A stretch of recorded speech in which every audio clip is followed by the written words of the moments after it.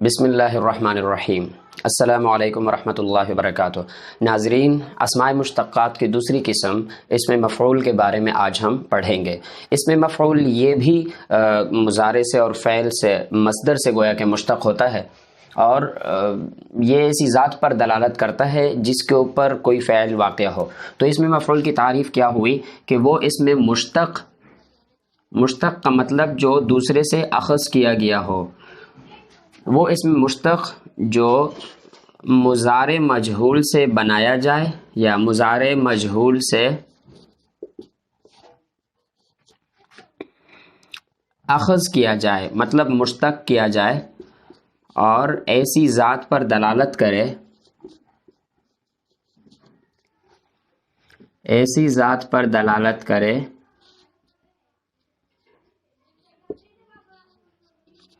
جس پر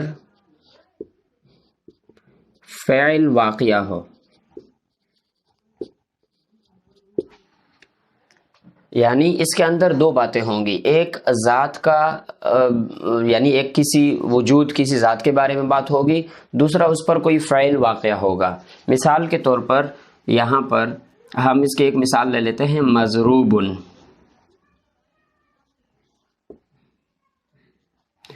اس میں ایک صفت ہے ضرب، جس کا معنی ہے مارنا، اور ایک شخص ہے، یعنی وہ شخص جو مارا ہوا ہو، جس کو مارا گیا ہو، اس کو مضروب کہا جاتا ہے۔ تو یہاں پر ایک ذات ہے جس کے بارے میں یہ بات ہو رہی ہے کہ اس کے ساتھ یہ صفت یعنی مارنے کی صفت متصل ہے، یعنی جس کو مارا گیا ہے۔ اس میں مفعول بنانے کا طریقہ کیا ہے؟ تو ہمارے پاس ابواب کی دو قسمیں ہیں، ثلاثی مجرد اور غیر ثلاثی مجرد۔ ثلاثی مجرد سے مفعول کے وزن پر اس میں مفعول آتا ہے، مفعول۔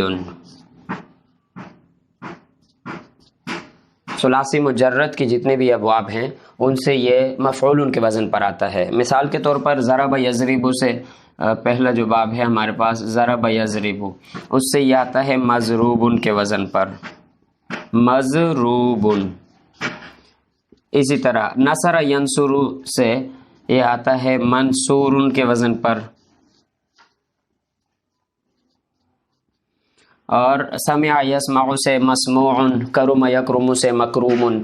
تو خلاصہ یہ کہ ثلاثی مجرد کے جو 6 ابواب ہیں، ضرب یضرب، سمع یسمع، حسب یحسب، اور کرم یکرم، فتح یفتح، ان سب سے مفعول کے وزن پر آتا ہے۔ یعنی حروف اصلیہ سے پہلے آپ میم لگا دیں گے، میم مفتوح، اور پھر عین کلمے کے بعد واو، اور آخر میں تنوین، تو یہ اس میں مفعول بن جائے گا۔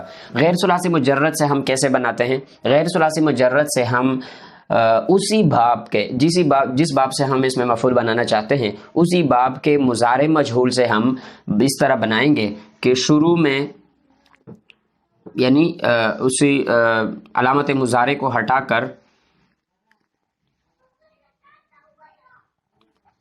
غیر ثلاثی مجرد سے اسی باب کے مضارع مجہول سے بنائیں گے۔ مثال کے طور پر ہم باب افعال سے بنانا چاہتے ہیں، باب افعال سے جو غیر ثلاثی مجرد باب ہے، یعنی ثلاثی مزید فی ہے، اس کا مضارع مجہول جو ہے وہ یفعل کے وزن پر آتا ہے، یفعل۔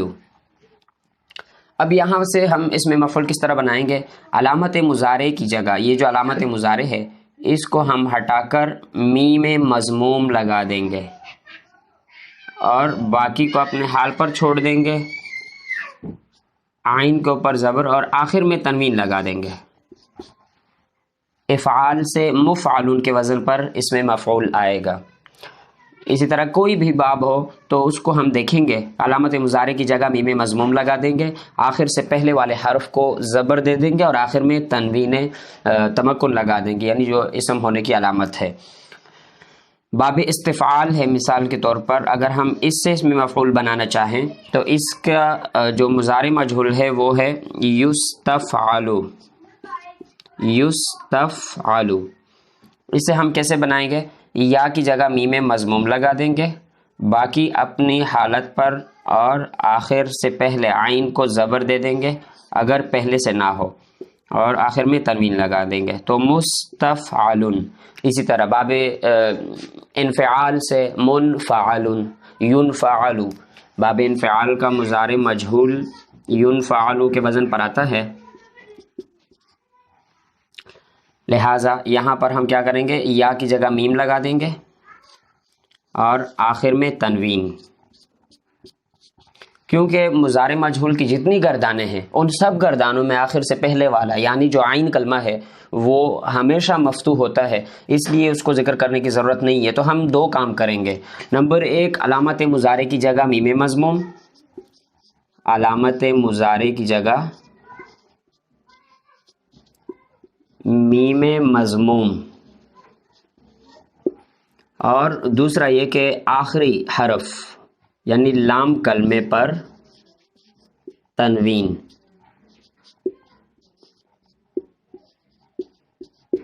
یہ دو کام کریں گے تو ہم غیر ثلاثی مجرد کے جتنے ابواب ہیں ان تمام سے اس میں مفعول بآسانی بنا سکتے ہیں. جیسے رباعی مجرد کا اگر ہم دیکھیں تو یدحرجو، رباعی مجرد کا جو مضارع مجہول ہے یدحرجو، یدحرجو، اس سے ہم اسی قانون کے مطابق جب اس میں مفعول بنائیں گے تو یہاں پر یا کی جگہ علامت مضارع کی جگہ میم مضموم لگا دیں گے اور آخر میں تنوین لگا دیں گے تو یدحرجو سے بن گیا مدحرجن. اور اسی طرح جتنے بھی غیر ثلاثی مجرد ابواب ہیں ان تمام سے اس میں مفعول بآسانی بن سکے گا.